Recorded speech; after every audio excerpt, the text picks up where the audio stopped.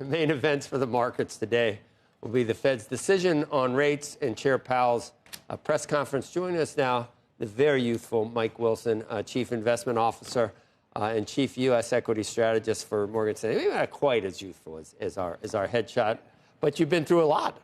We all have. We're lucky to be still standing with this market. 35 years of volatility will do it to you. Yeah, exactly.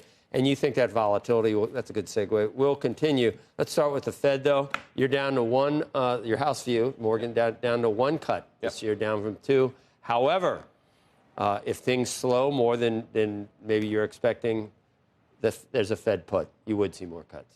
Yeah, I mean, I think the Fed's going to respond to lower growth. I mean, they've said as much. The question is, what is that? How do you measure that? I think clearly the labor market is the thing they're watching the most.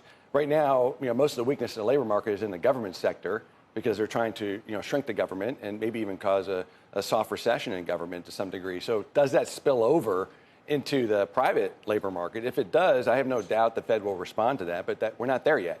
The other thing that could happen, though, Joe, is you get more turmoil in the markets, and the Fed has always been much more focused on credit markets and funding markets. We haven't seen that stress yet in a way that the Fed would worry about. But remember, in 2018, they responded to that, too.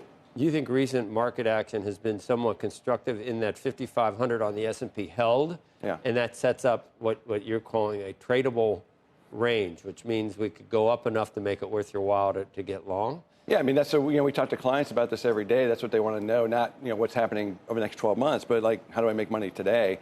So our view coming into the year was probably a little out of consensus. We thought the first half would be tougher because expectations were pretty high on the first half. The new administration was very clear that they were going to be, sequencing their policy to be somewhat more growth negative. The tough stuff comes up front, and then the back half is when the better policy starts to flow through. So a tougher first half. I just think people came into the year a little bit complacent that the president was going to do the things he says he's doing, right? We've been talking about this, not just this morning, but for a couple of weeks at this point. Do you think what's happening with the market is nervousness about what's emanating from the White House and the policy and the tough things they're trying to push through and, concern about whether tariffs are on or off? Or do you think there's something that's really happening with the consumer? We've heard from some retailers. We know consumer confidence numbers have taken a hit. What do you think of those underlying issues? Yeah, I think those are good questions. I would say another variable I'll bring in a minute. So I think it was expectations versus reality. So as we all know, the market from a stock valuation perspective? Well, not just valuation, but just euphoria around the second half of the year. Let's not forget it wasn't just the election outcome, but it was also the Fed was cutting interest rates. Yeah. And the Fed stopped cutting interest rates in December, and valuations were high. So we had to reset sort of this continuation of what had happened over the last 6 months. So that was part of it. The other thing that happened was, yes, the expectations on the growth in the first half were probably too high. The policy is one impact. The other thing that hasn't really been discussed a lot is also this cloud around AI CapEx. Yeah. Kind of like that kind of got into the markets at the beginning of the year. When we heard the earnings that came out from all of the big spenders, they kind of verified that, yeah, we're still planning on spending these tens of billions of dollars. That's right, but there's a deceleration going on. So we had to kind of work off the deceleration. That's why we think 5,500 is a good level, because assuming it doesn't roll over into something much worse, that should hold. So I feel good that there's a tradable rally at 5,500. We got wildly oversold. People's expectations now are kind of in line with reality. And now we have to kind of wait to see how all this stuff kind of plays through into the summer. If growth gets worse, then we could have lower levels. But we've had a lot of price damage over the last 3 months, not just in the S&P. I mean, the S&P is down 10%. Many stocks are down 20, 30, 40%. So the markets, as usual, got ahead of it.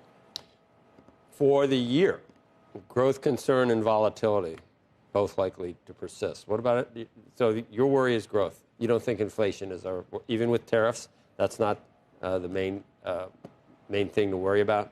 No, that's probably where we were out of consensus with most. Most people thought growth would be too hot and inflation would come back. We're in the other camp, or I'm in the other camp, which is that growth is probably going to be the concern, and we see that in the marketplace, right? Bond and stock correlation again is positive, meaning higher rates are good for stocks, lower rates are bad for stocks. And that was a real change about a month and a half ago. So until that flips again to negative correlation, we think the equity market's focus is on growth. Growth.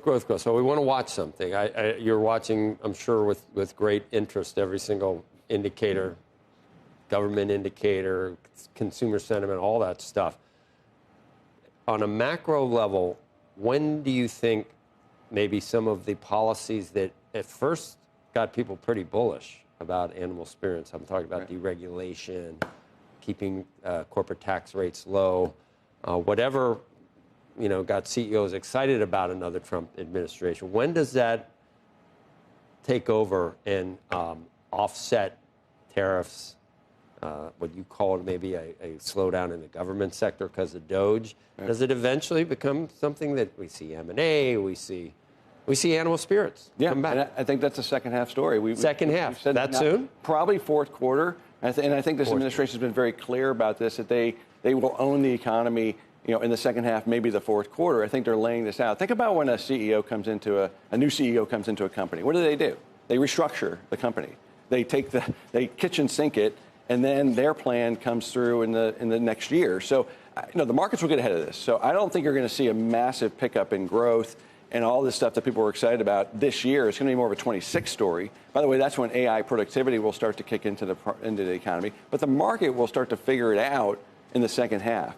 And if growth gets too weak, once again, I think the Fed will respond, and the market's always like that. So it's going to be rocky, as we said, for at least 6 months, maybe 9 months. And in that process, we'll, find things to do, both long and short, for our clients. And you think some of these policies will bear fruit positively for both the economy and the stock market? Well, look, Joe, I know you agree on this. It's our best chance, right? So we have to restructure. The government is inefficient, right? And it's too big. And I don't think anybody disagrees with that. So how you do it? You've been able to tell that I agree with you. Yeah, well, we've talked about Is it really that clear? I try not to. So let's do it. Let's go down this path. And they're going to have to be flexible, just like a company would managing their business. We have to, take some costs out. And then the deregulation and lower interest rates and some of the benefits from that can flow through to the private economy later this year into 2026.